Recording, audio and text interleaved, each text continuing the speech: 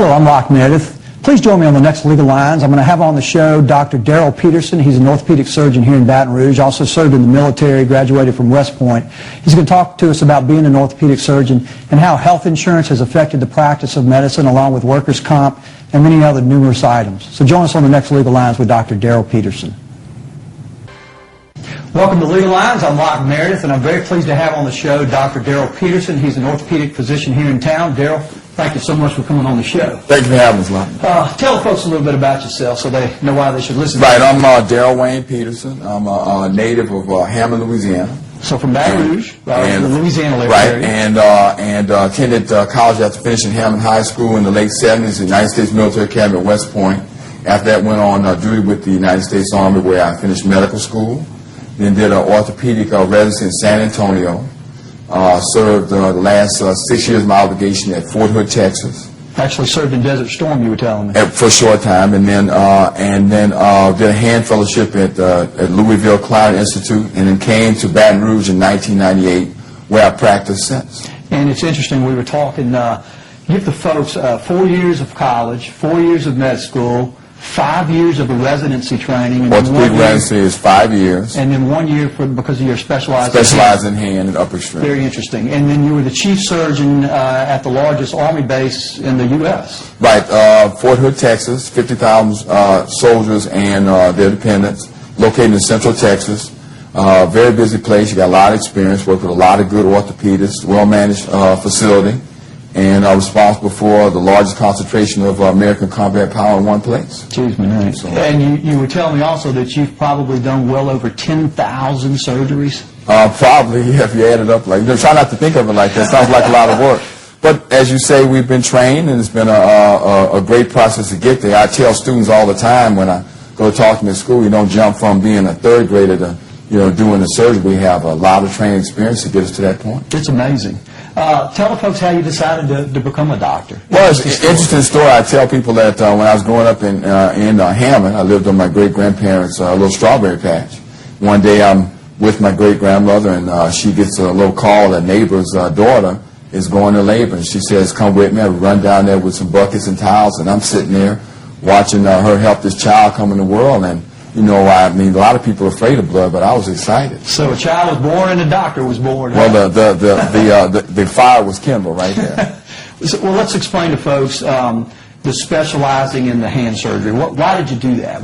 How does that differentiate you from the typical orthopedic doctor? Correct. What happens is we all get training in that, as you say, you go to medical school, 4 years after college. Then all physicians are required in order to have specialty training to go into what's called residency. Very much like what you see on television shows now if you watch ER or some of the other shows. I guess it's like on-the-job training. On-the-job training. And so after I hear that's incredibly grueling. It can be. I mean, they made some changes recently such that they have more like an 80-hour work week, which is 80 hours. 80 hours, yeah. They cut it down to 80 hours. Unbelievable. But you need that kind of hands-on training in order to be able to provide care to the society at large. I mean, you can't learn it all just reading a book. So you have to be able to get that experience. And in the middle of that training, I was exposed to two types of procedures I found fascinating.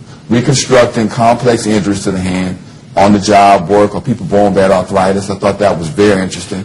And then the chance and opportunity to replant severed limbs. People cut off their thumbs or fingers. That 40 years ago, that would be the end of your career. Now we have the technology and the capability to reattach those and get you back on your same life plane that you would have been on had you not been injured. That's amazing. What takes place during the residency stage? Because I think a lot of folks think, a new student just gets out of med school and then he's in there doing surgery. I assume it's a process where you're allowed to do more and more. Right, exactly right. There's gradual. You're gradually doing more and more procedures and getting exposed to more and more patients, supervised under fully trained, fully certified teacher physician. Basically, someone who's dedicated their life to academics, pursuit of research, complex problems, and teaching residents. And in fact, you teach or have taught in the past. I have done that in past positions. That's correct. And you have been or currently licensed and board certified in 6 other states. Had been, yes. Specifically, where I spent most of my time in Texas, Started off in Colorado where I did my internship, and then also in the state of Georgia, anticipating a military move, and of course here in Louisiana. And so what happens, you get gradually exposed to more and more complex procedures as your training process is coming towards its end. So by the time you're in your last year, you're pretty much functioning almost as you will when you graduate, but still under supervision. Let's explain to the folks what an orthopedic physician is compared to a general practitioner or a neurosurgeon or a neurologist. Well, orthopedics, the word itself comes from the Latin to make a child's deformity straight. So that's what we do. We basically take deformities and injuries of the bones, the joints, the muscles, the tendons, and the ligaments, and we correct them, through surgery or medical treatment or the use of devices.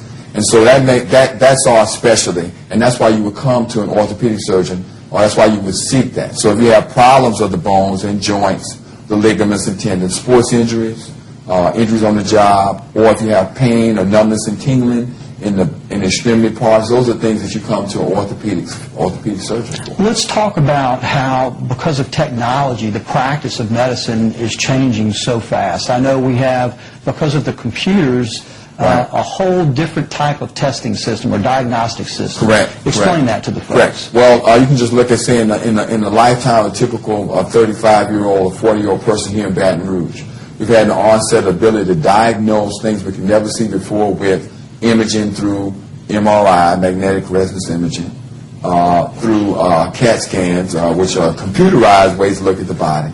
Then with the advent of arthroscopy in the 60s and 70s, we can look inside with small incisions and treat things that we used to make 12-inch incisions for when I was first starting my training. So those are two of the major technical advances. And the last in my field, in hand surgery, with advances in optics and microscopes, we can now repair vessels that are really the size of human hair so that extremity parts can survive. So all those things now we bring to the forefront here in the South Louisiana community through our training and experience. And we have all of that technology here. We have that right here. I mean, it's not something you have to read about or think you got to go to Mayo Clinic or you got to travel to China. All that expertise is right here in our community. So the MRIs and CT scans are really a way to look inside the body without having to cut the body Exactly. open. And you can get it's basically, I tell my children, it's basically as if you're going to travel somewhere and you want to figure out where you have to go.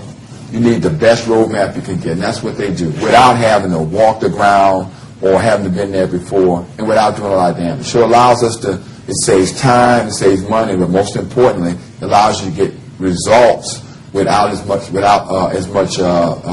secondary products. Right.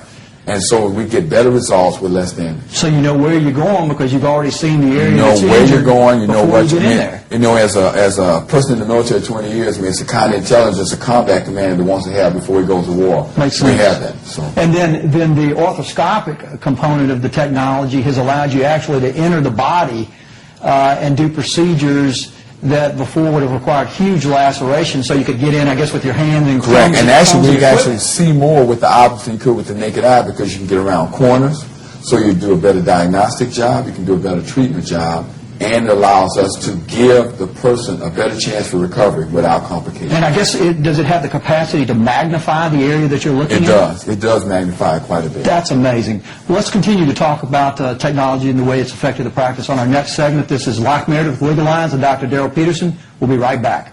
Welcome back to Legal Lines. I'm Locke Meredith, and again, very pleased to have on the show today Dr. Darryl Peterson. He's an orthopedic surgeon here in Baton Rouge. Darryl, again, thanks for being on the show. Thank you very much. We were talking about the way technology has changed the practice of medicine, and you were giving examples of how you can look inside the body without having to cut it open, how the orthoscopic devices allow you to go in without having to create huge lacerations and use smaller tools.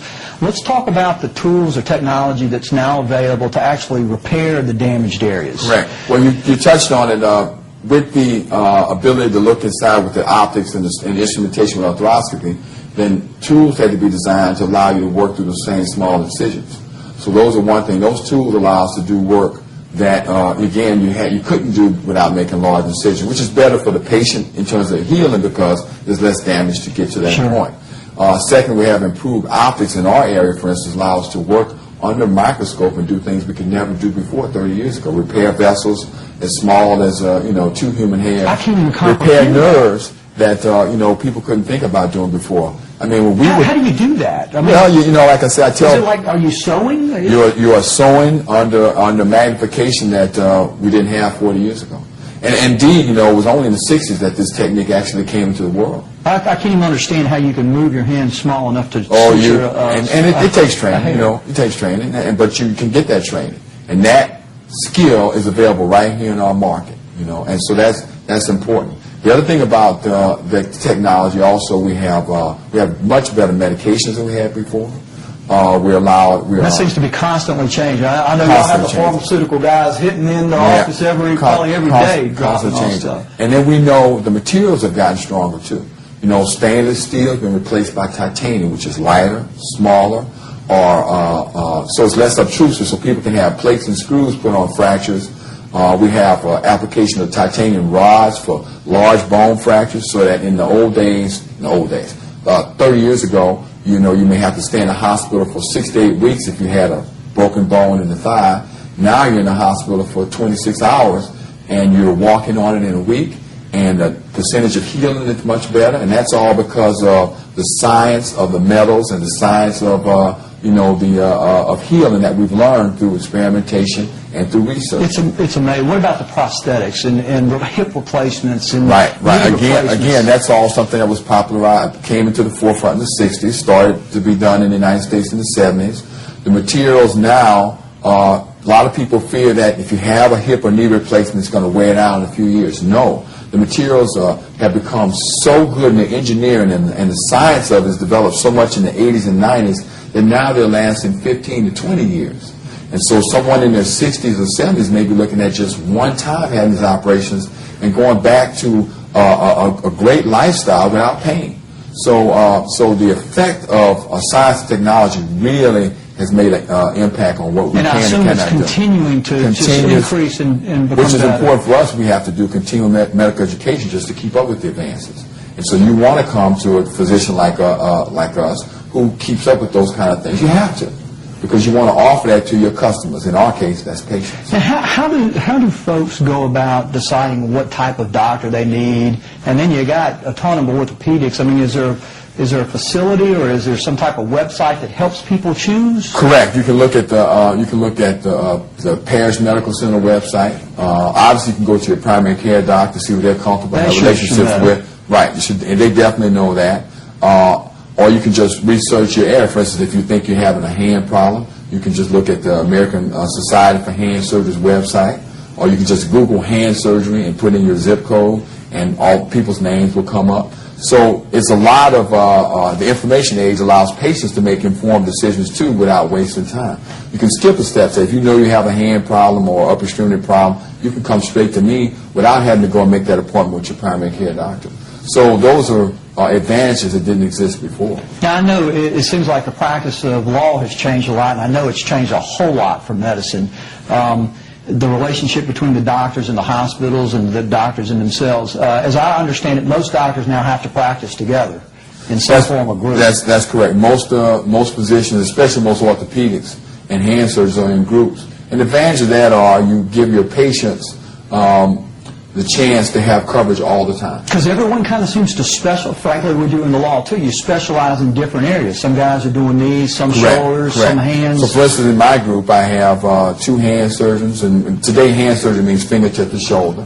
So it includes doing arthroscopic surgery on the shoulder? It includes arthroscopic surgery, shoulder, wrist. It includes all the nerve work, the replantation, the complex fractures, and the deformities from long-standing arthritis. I have a total joint specialist because all those advantages for replacing arthritis as our population ages, you got to offer that. I assume that procedure has occurred a lot more frequently now. It's occurring more and more frequently, but because there's more and more people in the population. But again, the sciences and the metal characteristics, the prostheses are lasting much longer. Which is a blessing. It is a blessing, yeah. Explain the relationship between doctors and hospitals. I know here in Baton Rouge we've got several different hospitals. How does that work? Well, basically, in the United States today, you have basically 2 types of hospitals. You have the large hospitals who have an emergency room and intensive care unit that basically serves everyone. And almost all physicians and surgeons will be members of that hospital staff. So what would that hospital be here in Baton Rouge? Well, there are three large ones. There's hospital formerly known as Summit, now known as Ocean Medical Center, very near your office. There's a Lady Lake Hospital, and then there's the Baton Rouge General, 2 campuses. Okay. Those are in this parish, and then of course Lane in the northern part of the parish. Right. Then there are what's known as surgical hospitals, which are hospitals that primarily focus on surgery, either in many areas or one. 3 examples here are our hospital, the Greater Baton Rouge Surgical Hospital on Harding Boulevard. There's Surgical Specialty Center on Blue Bonnet, and then there's a Neuromedical Center also on Blue Bonnet, just a little bit closer to the mall. And as I understand it, those latter kind of outpatient surgical hospitals are actually developed when the doctors who were using the hospital facilities were asking the hospitals to reduce costs or help them reduce the expenses associated with the procedure, and the hospitals wouldn't go for it, and those guys, all you guys went out and kind of opened up your own spots. Right. You touched on 2 of the complex issues, which were the basic sum is that attempt to become full partners. And that included patient care issues, and included financial issues, and included cost savings, time, and also the way you practice. So once we couldn't make those agreements, then that led to the industry being born. And we like to tell people that you have an alternative. We are leaner and meaner. Disease and deformity fighting machine. That's what we are. You get the job done and get it over with. But in our society, there's a place for both of them. We should coexist, and we think that with time, that's what's going to happen in this market. Very interesting. Explain to the folks how the whole Katrina-Rita catastrophe that we experienced here in Louisiana affected the practice of medicine. Well, first off, here in Baton Rouge, just like everything else, there were more people, a large influx of people over a short period of time, put more demand on the entire health services arena. Secondly, demand has stayed fairly high. I mean, I don't know the official statistics, but for our practice, at least 1 out of every 3 new people are people that before Katrina did not live in the Baton Rouge area. And then, of course, there was an influx of people who were without health insurance, which is a real challenge because you're trying to take care of people who before were using the charity system, and the charity system isn't working right now. So it put a demand both in overall numbers and in how you could get access for people in terms of care. Let's continue on the next segment, talk about the effect of Katrina on the practice and other factors that are affecting the practice of medicine. This is Locke Meredith with Legal Lines and Dr. Darryl Peterson. We'll be right back. Welcome back to Legal Lines. I'm Locke Meredith. Again, pleased to have on the show today Dr. Darryl Peterson, an orthopedic surgeon here in Baton Rouge. Darryl, we were talking about the effect of Katrina, and basically you had an influx of a lot of people who needed help immediately, and then we still, from what I hear, have around 100,000 folks here who are really straining the system. Talk about what you and your medical professional partners did in the beginning when Katrina sent so many folks Well, here. correct. Myself and my assistants, we volunteered and worked in the PMAC where we had patients. I was on duty, and we bring patients with orthopedic problems to the general hospitals and take care of them. We made our numbers available to the temporary shelters set up, certainly near where the temporary housing were. We continue to maintain a relationship with those agencies over time. And one of the biggest things that we did in our practice, we went out and recruited another orthopedic surgeon into our group to help take care of the man, another hand surgeon, Dr. Siobhan Brown, who's part of our practice. And I joined a larger group of 5 people to deliver more care.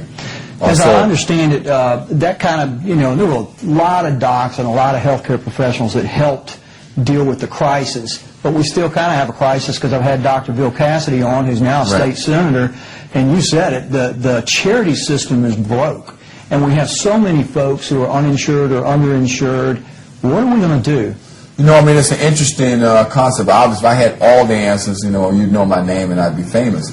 But I think that the one thing we have to do in our state is we have to decide, and I hope we make the decision on the positive aspect for patients, where we're going to want the patients to come. Do we utilize existing facilities and expand them? Maybe perhaps building a university hospital here that serves everyone, not just indigent, but everyone wants to go there because it provides all those modern things that we said we can give. Quality of care, not indigent versus non-indigent, not poor versus payer, but quality care where you and I want to go and send our mother and our children, but everyone can go and get those services. A mixture between the training programs and private practice. We could do that in this state. We would really be serving our patients. And I guess it boils down to money.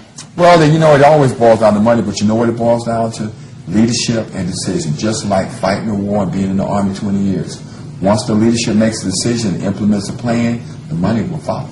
And as I understand it, Dr. Cassidy has asked you to head up or participate in He's some asked of me to participate in some of the things he's doing. Already on one task force with him, and we have great hopes he's going to do a good job. I know his heart's in it. Correct. He's lived and breathed it. Let's talk about the other things that have really changed the practice of medicine for doctors in the last, I don't know, 10, 20 years. The first one that comes to my head is health insurance. We have folks say, I can't afford health insurance, and I believe it. It's unbelievably expensive. Prices of health insurance, just in the last 3 years, have gone up over 15%. It's crazy. And a lot of people think that 15% increase goes to you guys. Goes to us. Let me tell you, it doesn't. We have negotiated contracts. We still give the same quality of care, but the actual amount of reimbursement we get goes down over a 5-year period. I mean, you can talk to some orthopedists that have been here 20, 30 years, and they're getting paid 50, 60% less for the same operation that they did 20 years ago. So it's not us. It's crazy. So some kind of way in the way things are processed or the cost of technology or whatever, we have to find a way to not pass that on to the customer or to control it. Well, let's talk about this, because as I understand it, doctors have to negotiate with the health insurance companies as to the type of fee that they're going to charge for the various procedures. That's correct. And y'all negotiate that, what, regularly? Oh, probably at least every other year. And, of course, unlike other industries, we have the government, which helps set some prices because with Medicare and Medicaid, probably in the United States today, the federal government is one of the biggest payers. So everyone is set on the prices that they make. But we don't really, I don't want people to think that we spend a lot of time doing that. We have managers who do that also. Because to give a good quality product, we can't go out of business because we become broke. So we have to, do some business activity that makes us not go out of business because we don't bring in enough cash to keep open. We can't take care of you if we're closed. Well, and you throw workers' comp into the mix, which also is the law that governs injuries to folks who are injured on the job. Correct. And they also predetermine the amount that's paid for. That's correct. Different types of care. So you've got the health insurance companies telling doctors what they can charge, the federal government telling doctors what they can charge if the patients using federal funds. Correct. And then you got the workers' comp insurers telling doctors what they can charge. So you guys are really limited, and as I understand it, from what you're saying, your income actually has gone down. The actual amount That's per patient. per procedure and per diagnosis to treatment, the actual amount of reimbursement you get goes down over time instead of going up. So you guys are having to handle more patients, I guess, quicker just to keep your head above water? Well, you can't really go much quicker. I mean, people take the same amount of time for the same problem. You want to give everybody, if it takes you 5 to 10 minutes to give me your story, for me to examine you and to diagnose you, you still get that time. So I just work later sometimes. But the one thing I'd always tell people about health insurance, this is graduation time here in South Louisiana. 2 great colleges, kids are going to graduate and go on to great jobs.